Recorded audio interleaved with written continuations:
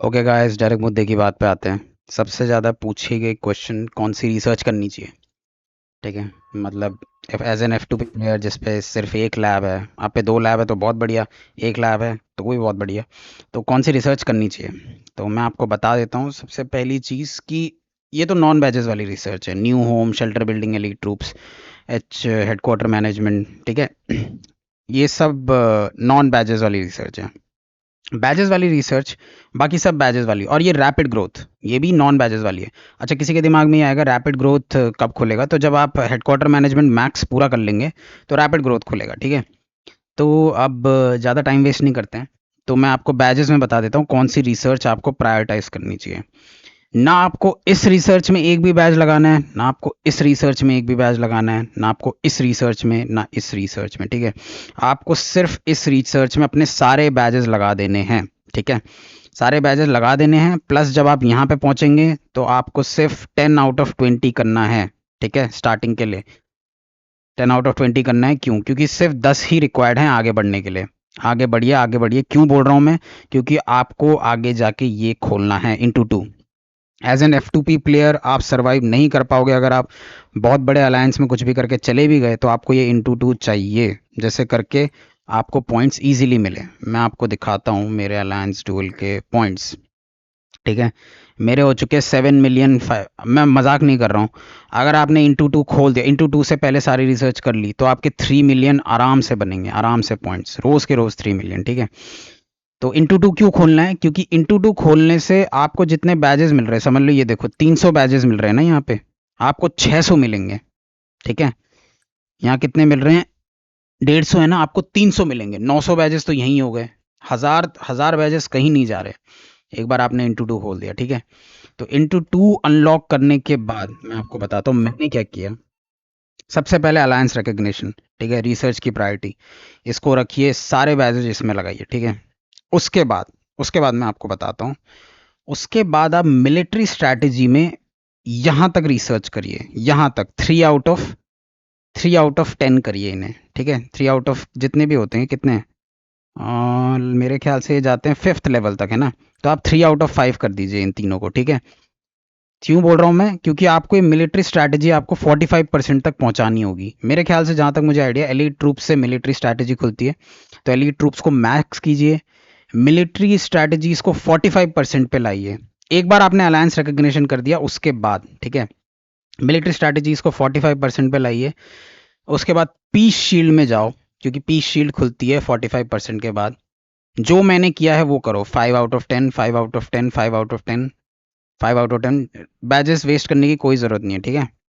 ये ये मैक्स कर दीजिए। उसके बाद आपको अनलॉक करनी है अर्जेंट रेस्क्यू। क्यों? मैं बताता हूँ। क्योंकि सैटरडे के दिन, जिस दिन एनिमी बस्टर होगा, उस दिन आपको पॉइंट्स के लिए किसी ना किसी से लड़ाई करनी पड़ेगी। TVT करना पड़ेगा, टैंक वर्सेस टैंक करना पड़ेगा, हेडक्वार्टर ब्लास्ट करना पड़ेगा। ठीक है। तो अब होता क्या है, TVT होता है जब, तो ज़्यादातर लोगों के पास क्या होगा, फुल्ली आर्म्ड अलायंस में जाने के बाद ये रिसर्च अनलॉक्ड होगी, एनाइलेशन। ठीक है। इससे क्या होता है, अगर वो आपके साथ TVT भी करेगा, TVT मतलब टैंक वर्सेस टैंक, वो आपके हेडक्वार्टर पे हमला नहीं करेगा, वो आपके टैंक पे हमला करेगा। जैसे मैं दिखाता हूँ, ये मेरा टैंक है, इसको मैं बाहर ले आता हूँ, वो इसके साथ बैटल करेगा। ठीक है। ये चीज़ है, वो इसके साथ बैटल करेगा। ठीक है। लेकिन तब भी आपके सोल्जर्स मरेंगे। एनहाइलेशन ऐसी टेक्निक है जिससे TVT पे भी आपके सोल्जर्स मरेंगे। ठीक है। तो आपको क्या करना है, आपको एनहाइलेशन नहीं लेना है, क्योंकि वो किसी काम का है नहीं। जेन्युइनली बता रहा हूँ। क्यों? क्योंकि पीस शील्ड में जाके ये जो अर्जेंट रेस्क्यू है, ये टोटली इसको नलीफाई कर देती है। 20%, और बहुत सस्ती रिसर्च भी है, एनाइलेशन से तो बहुत सस्ती रिसर्च है। 20% पे जाने के बाद टोटली वो कर देती है। तो आपको TVT में, आपसे बड़ा ओपोनेंट हो, आपसे छोटा ओपोनेंट हो, आपको डरने की कोई ज़रूरत नहीं है। क्योंकि आप TVT करेंगे तो सारी की सारी ट्रूप्स जाएंगी आपकी हॉस्पिटल में। कोई भी आपकी मरेंगी नहीं। ठीक है। पेरिश नहीं होंगी, सिर्फ हॉस्पिटल में जाएंगी। तो आपको डरने की कोई बात नहीं है। ठीक है। तो आप डर के मारे TVT ऐसे नहीं कि उसके पास एनाइलेशन है, मैं उससे नहीं करूंगा। ठीक है। तो ये है। तो ऑर्डर है, alliance recognition, military strategies 45%, peace shield में जाके अर्जेंट रेस्क्यू पूरा खोलने की कोशिश करिएगा। ठीक है। उसके बाद रुक जाओ, उसके बाद रुक जाओ बस। उसके बाद जाओ हीरो ट्रेनिंग। हीरो ट्रेनिंग में मैंने सबसे बड़ी गलती कर दी 92% करके, कोई ज़रूरत नहीं है। हीरो ट्रेनिंग में आप करो यहाँ तक रिसर्च, बस यहाँ तक, जिससे ट्रूप साइज +20 हो जाए। हर हीरो के पास +20 ट्रूप साइज होगा, तो 5 हीरोज के पास होगा 20 × 5 100। ये रिसर्च करते ही आपकी ट्रूप साइज बढ़ जाएगी ×100, ठीक है। तो मेरी ट्रूप साइज देखो आप, मैं आपको दिखाता हूँ मेरी ट्रूप साइज क्या है। किसी को चैलेंज भी नहीं कर सकता, मैं तुम्हें इस ईयर में ही दिखा देता हूँ। मेरी ट्रूप साइज है, अरे यार क्या गंदी ट्रूप है ये, रुको हाँ, मेरी ट्रूप साइज मैं दिखाता हूँ आपको। मेरी ट्रूप साइज है 3225, 3225, ठीक है। उसमें से 100 ट्रूप्स तो मुझे इसी रिसर्च से मिली है, ठीक है। तो आपको हीरो ट्रेनिंग में जाना है, इस रिसर्च पे रुक जाना है, ठीक है। क्योंकि मैं मजाक नहीं कर रहा, इसके बाद की जो रिसर्च है उनसे ज़्यादा कुछ फ़र्क पड़ता है नहीं। ये तो EXP गेन की रिसर्च है, अटैक से इतना फ़र्क नहीं पड़ता है, मजाक नहीं कर रहा, ज़्यादा फ़र्क नहीं पड़ेगा। आपको सबसे ज़्यादा बूस्ट मिलेगा F1 पावर में इस रिसर्च में, इससे इस पे रुक जाइए, क्योंकि आप F2P प्लेयर हैं। अगर आपके पास पैसे हैं खर्च करने के लिए कोई बात नहीं, F2P प्लेयर हैं तो इस पे रुक जाओ, हीरो ट्रेनिंग में इस कॉकपिट पे रुक जाओ। उसके बाद आपको जाना है कहाँ, उसके बाद आपको, मैंने क्या किया, हालांकि मैं रेकमेंड करूंगा उसके बाद कि आप अपना लैब और हेडक्वार्टर 30 पे ले आइए, कुछ भी करके। बाकी सब चीज़ें छोड़िए, फॉर्मेशन वॉल वगैरह सब चीज़, बस अपना हेडक्वार्टर और लैब 30 पे ले आओ और T10 शुरू कर दो। T10 बहुत लंबी रिसर्च है, बहुत ज़्यादा बैच कंज्यूमिंग रिसर्च है, ठीक है। लेकिन मैं मजाक नहीं कर रहा हूँ।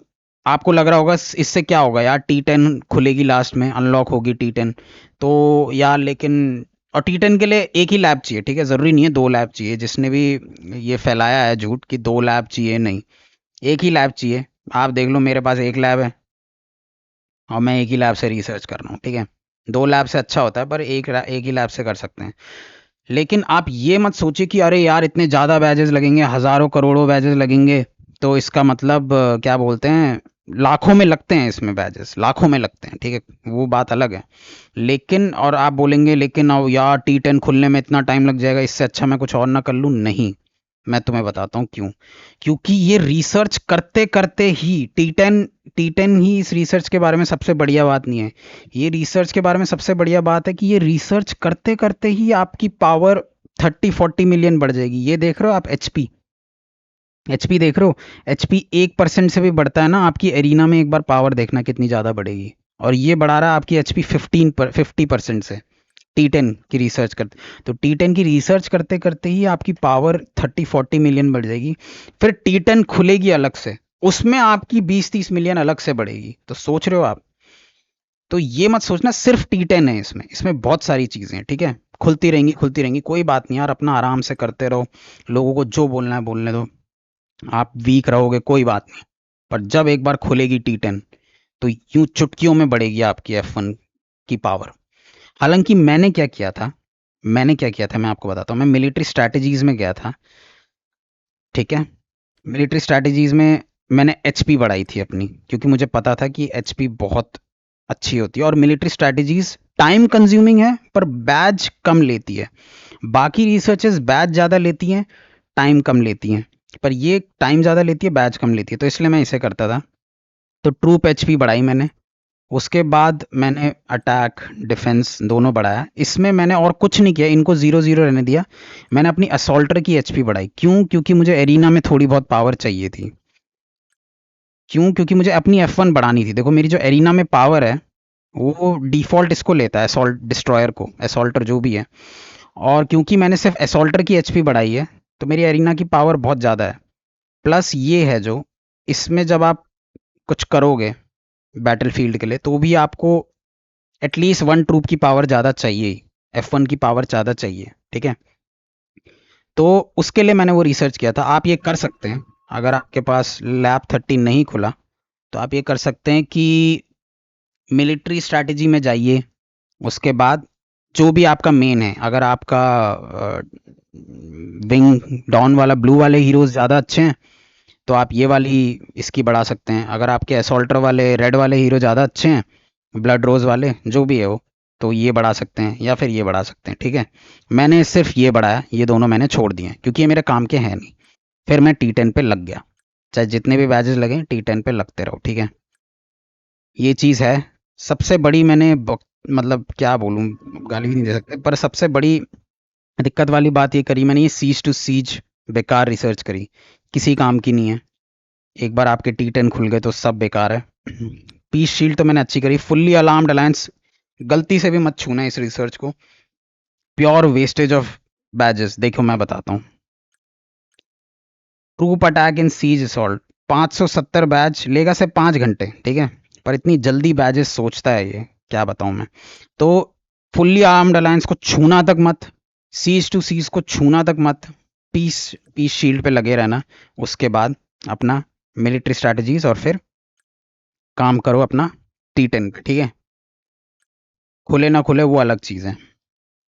तो ये हो गया रिसर्च वाली बात, ठीक है यार, वीडियो ज़्यादा लंबी हो जाएगी। तो ये रिसर्च वाली बात हो गई, ठीक है। एंड नेक्स्ट थिंग जो मुझसे पूछी गई है वो है बिल्डिंग्स। बिल्डिंग्स कौन कौन सी बनानी चाहिए। अच्छा देखो, 27 तक पहुंचने के लिए जो जो तुम्हारी बिल्डिंग्स है रिक्वायर्ड, 27 तक एक बार पहुंच जाओ।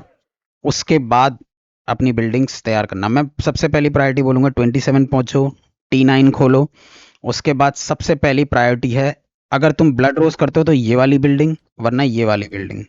तुम्हारे पास 2 बिल्डर हैं तो, 2 बिल्डर नहीं है तो सबसे पहले ये वाली बिल्डिंग लेवल 20 विला, जो मैंने सबसे बड़ी गलती करी नहीं करके। मेरे पास 2 ही बिल्डर हैं, इतने ही पैसे थे भाई, क्या करूं।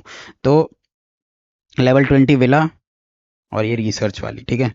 करते रहो, इन दोनों को बढ़ाते रहो, तुम्हारा टाइम चलते रहेगा। तीसरी चीज F2P प्लेयर्स जो सबसे बड़ी गलती करते हैं मैं देखता हूँ। आप मुझे बताइए एक चीज क्या है, अगर आपके पास 4 बिल्डर्स नहीं है, ठीक है, 3 बिल्डर्स नहीं है या 2 बिल्डर्स नहीं है, तो आप क्या यूज कर सकते हो जैसे करके आप दूसरे प्लेयर से कैचअप कर सकें। Speed ups. स्पीड अप्स, और स्पीड अप्स सबसे ज़्यादा फ्री में कहाँ से मिलते हैं, ठीक है। ट्रक से मिल जाएंगे आपको, यहाँ क्लेम करने से मिल जाएंगे, अलायंस में गिफ्ट से मिल जाएंगे। पर सबसे ज़्यादा स्पीड अप्स आपको कहाँ से मिलते हैं बताइए। सबसे ज़्यादा स्पीड अप्स फ्री में मिलेंगे आपको ग्लोरी शॉप में जाके। यहाँ पे 200 स्पीड अप, 200 घंटे मतलब 8 दिन, ठीक है।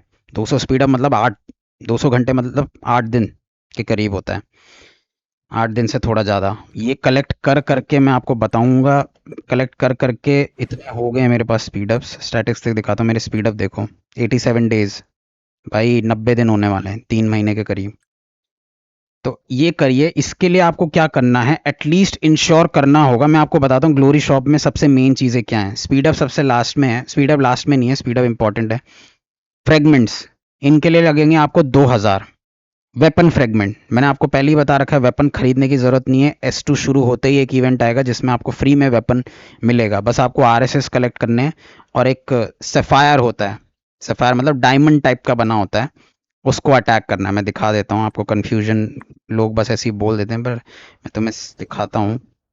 डायमंड है यहाँ पे कहीं, ये देखो, ये डायमंड टाइप का बना है, ये डायमंड टाइप का बना है। इन्हें अटैक करके आप 1 हफ्ते का टाइम रहता है, आराम से मिलेंगे आपको, ठीक है। तो उसमें चिंता करने की ज़रूरत नहीं है, ठीक है। तो दूसरी चीज़, आपको वेपन फ्रेगमेंट्स अभी से कलेक्ट करना शुरू कर दो, S2 में हो चाहे S1 में हो, ठीक है। ये दोनों कलेक्ट करो।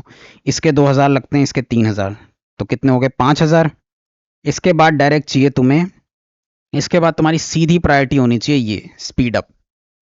रिक्रूटमेंट रिफ्रूजी नहीं, अभी नहीं, सीधी प्रायोरिटी ये भी नहीं, तुम्हारी सीधी प्रायोरिटी होनी चाहिए ये, क्योंकि तुम F2P प्लेयर हो। अगर तुम F2P प्लेयर नहीं हो तो ये ले सकते हो रिक्रूटमेंट टिकट्स वगैरह, ठीक है।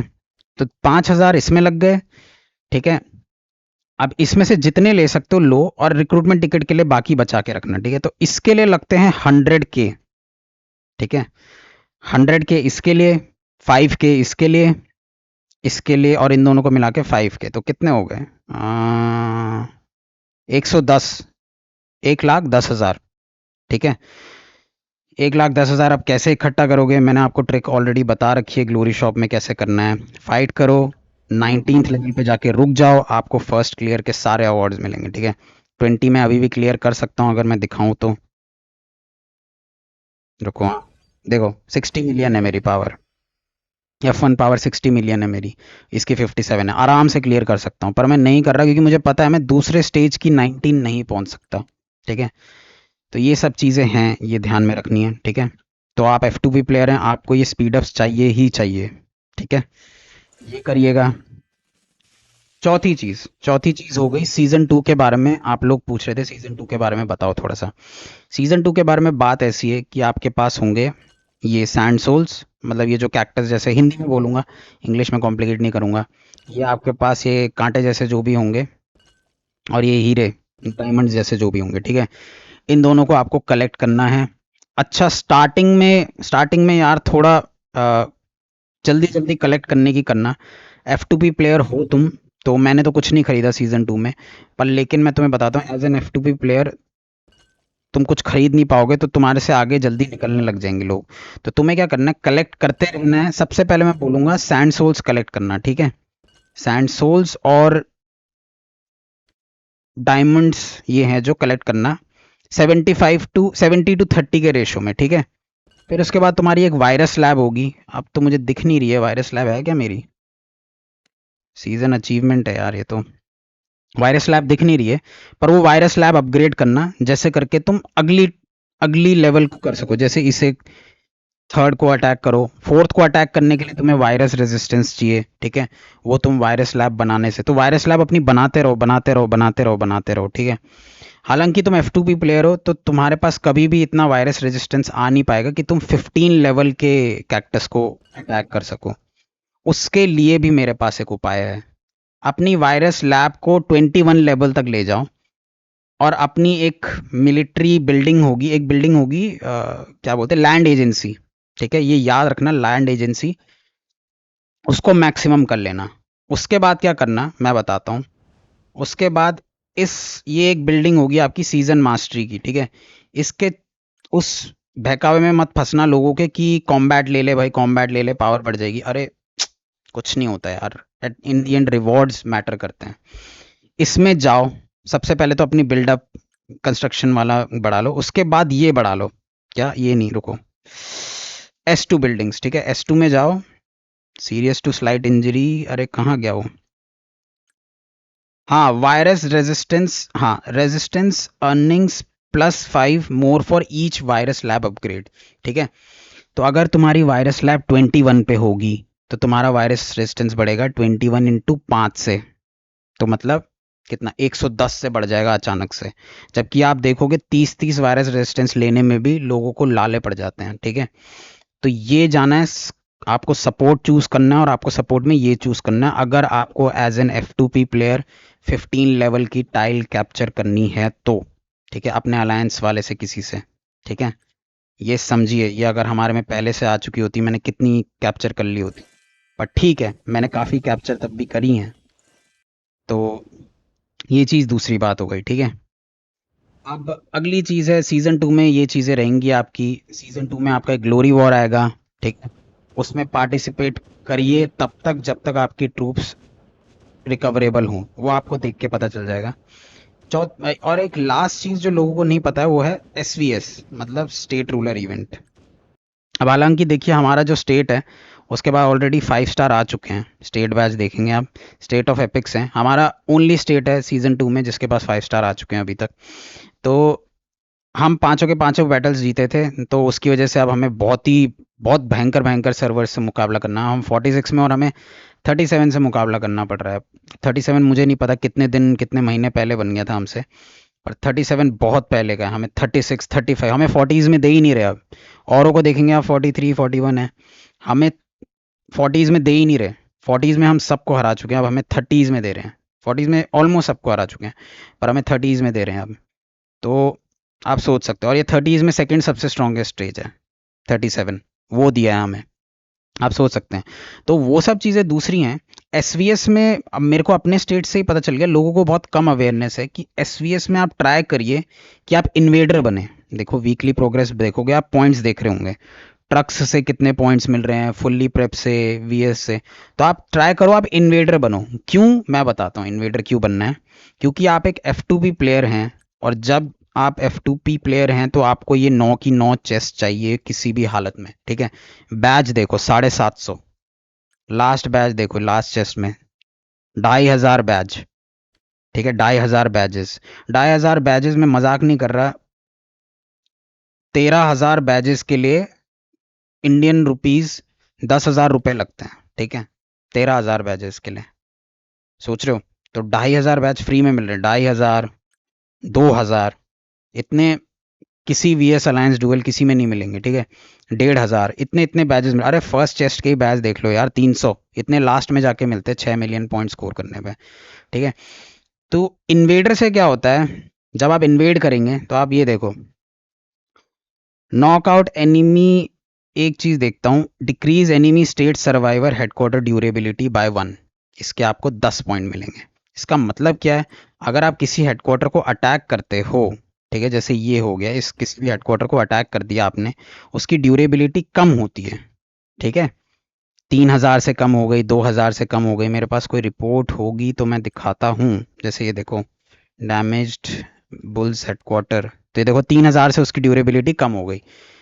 3,000 ड्यूरेबिलिटी कम करी तो आपको कितने पॉइंट्स मिलेंगे, देखो यहाँ पे कैपिटल क्लैश में जाओ, ड्यूरेबिलिटी 1 से कम करी 10, तो 3,000 में 30,000 मिलेंगे, ठीक है। लेकिन ये नहीं बताया है कि इस हेडक्वार्टर का लेवल क्या होना चाहिए। तो अगर आप बहुत ही वीक हैं, आपकी पावर, आपकी आपकी F1 की पावर 1 मिलियन है, 2 मिलियन है, 3 मिलियन, आपके स्टेट में 100 मिलियन वाले लोग हैं, फर्क नहीं पड़ता, कोने में जाओ एनिमी स्टेट में, अगर आप इन्वेडर हो और कोई भी हेडक्वार्टर ढूंढो, 1 लेवल का, 2 लेवल का, 7 लेवल का, 8 लेवल का, फर्क नहीं पड़ता, और बस उसे अटैक करना शुरू कर दो, ठीक है, अटैक अटैक अटैक अटैक, और उसकी ड्यूरेबिलिटी कम करते रहो। किसी भी लेवल का हेडक्वार्टर, 7 लेवल का, 8 लेवल का, 10 लेवल का, 14 लेवल का, ठीक है, उसे अटैक करो, खाली भी हो, रिसोर्सेज भी ना हो उसमें, ट्रूप्स भी ना हो, कोई बात नहीं। 75 अटैक्स के बाद, 70 अटैक के बाद तुम्हें सारी 9 की 9 चेस्ट अनलॉक हो जाएंगी। क्योंकि मैं F2P प्लेयर था और मेरे से पॉइंट स्कोर नहीं होते थे, क्योंकि सब मेरे से ज़्यादा स्ट्रांग थे, ठीक है, तो मेरे से पॉइंट स्कोर नहीं होते थे। तो इन दी एंड मेरे को स्टार्टिंग में ये करना पड़ा कि साइड में जाके हेडक्वार्टर्स पहले SVS कर लिया, ठीक है, उसमें जैसे ही पता है जीतने वाले हैं, तो मेरी जब F1 बहुत कमज़ोर थी, मैं ये करता था कि लास्ट के 5 मिनट में जाता था और हेडक्वार्टर अटैक करने लगता था, ठीक है।